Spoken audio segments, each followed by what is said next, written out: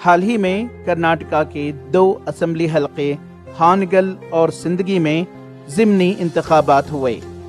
جن میں سے ایک حلقے میں بی جے پی نے اور دوسرے میں کانگریس نے کامیابی درج کی۔ ان ضمنی انتخابات کے متعلق دی ہیلپنگ سٹیزن کے صدر عالم پاشا نے الیکشن کمیشن کرناٹکا میں 2 ایفیڈیوٹ سبمٹ کیے ہیں اور مانگ کی ہے کہ ان ضمنی انتخابات کو منسوخ کیا جائے۔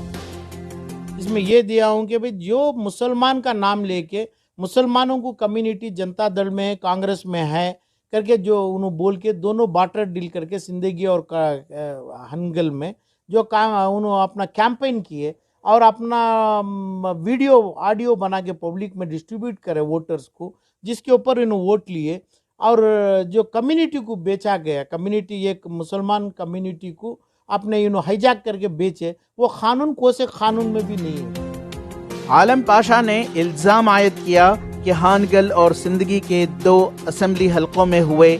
ضمنی انتخابات میں مذہب اسلام، کروبا برادری وغیرہ کو نشانہ بنانے کا ارتکاب کیا گیا ہے،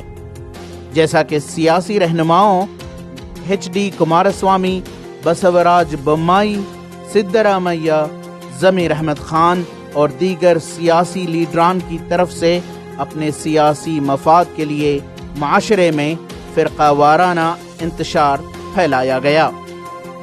کوئی کمیونٹی کے پاس جانا نہیں جانا وہ میری ضد اور میرا ڈیمانڈ نہیں ہے، مگر قانون الیکشن کمیشن میں جب آتے ہیں تو اپنے کروبا سے، گوڑا سے اور لنگایت سے مسلمان کو ایک ہی بولتے ہیں۔ جب انہوں ڈیوائڈ کر کے بیچے تب الیکشن کمیشن کیوں نہیں دیکھی یہ چیز کو، اور پولیس آف ایس پی کیوں اریسٹ نہیں کری لوگوں کو، اور ڈپٹی کمشنر آف ریونیو والے کیوں نہیں الیکشن کے اوپر ایکشن نہیں لیے؟ یہ تمام آ کے ان کی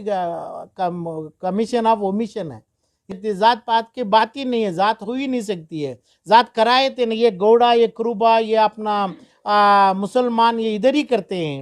انہوں کرتے ہیں، اس کے بعد اپنے لوگوں کو غلام بنا لیتے ہیں۔ بیچنا کیا، وہ زمانے میں 5000 سال کے پہلے جو مسلمانوں کو بیچتے تھے، یہی بیچنا ہے، یہی بیچنا کرتے ہیں یہ لیڈر۔ ایسا حق الیکشن کمیشن سے دیا نہیں گیا، مگر یہ الیکشن ہو گئے